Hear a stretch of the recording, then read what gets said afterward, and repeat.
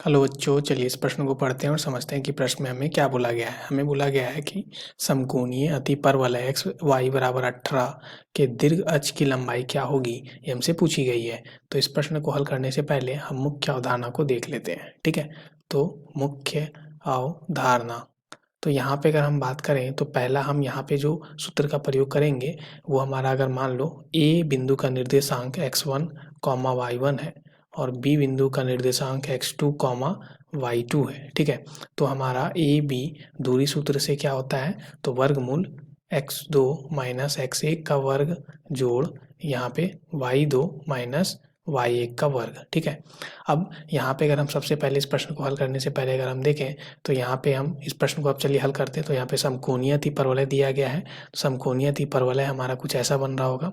ठीक है, तो ये हमारा क्या हो जाएगा, एक्स अक्ष और ये हमारा वाई अक्ष। ठीक है, अभी हमारा समकोणीय अतिपरवलय कुछ ऐसा होता है।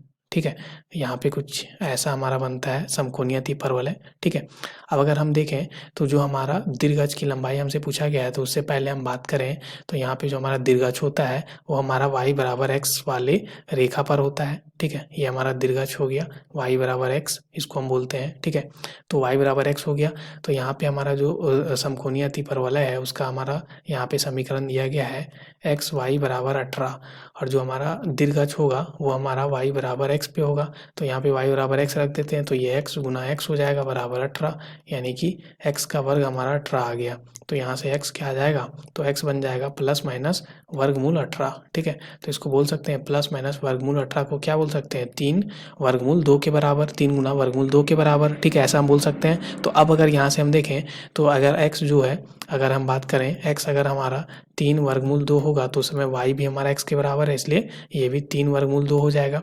ठीक है, और अगर हमारा x, ठीक है, अगर हमारा x जो है वो माइनस में 3 वर्गमूल 2 हुआ तो उस समय y भी हमारा माइनस 3 में वर्गमूल 2 हो जाएगा। ठीक है, तो यहाँ से अगर हम देखें तो इसके इस बिंदु के निर्देशांक को अगर हम a बोल देते हैं और इसको हम b के बोल देते हैं। ठीक है, तो ये a का निर्देशांक है, ये b का, तो यहाँ से अगर ए बी का हम दूरी सूत्र से निकालें तो वो हमारा क्या हो जाएगा, तो इसको x1 y1 बोल देते हैं, इसको x2 y2 बोल देते हैं। ठीक है, तो दूरी सूत्र से हमें पता है x2 माइनस x1 होता है, यानी कि -3 वर्गमूल 2।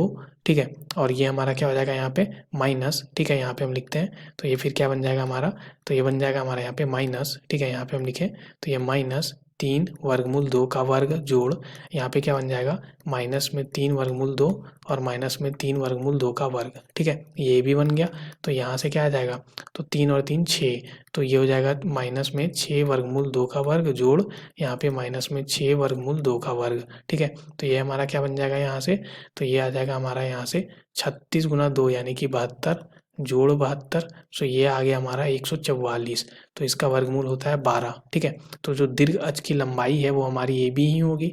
हम यहाँ से भी देख सकते हैं, ये जो हमारा आलेख था उसमें ए बिंदु हमारा मान लो यहाँ पे है।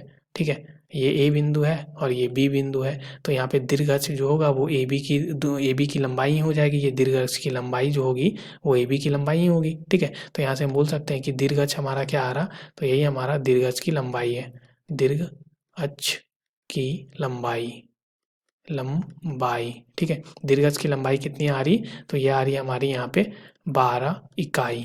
ठीक है, 12 इकाई। तो हमारा दिए गए विकल्प में कौन सा विकल्प सही हो जाएगा हमारा, तो विकल्प तीसरा। आशा करते हैं आपको इस प्रश्न का हल समझ में आ गया होगा। धन्यवाद बच्चों।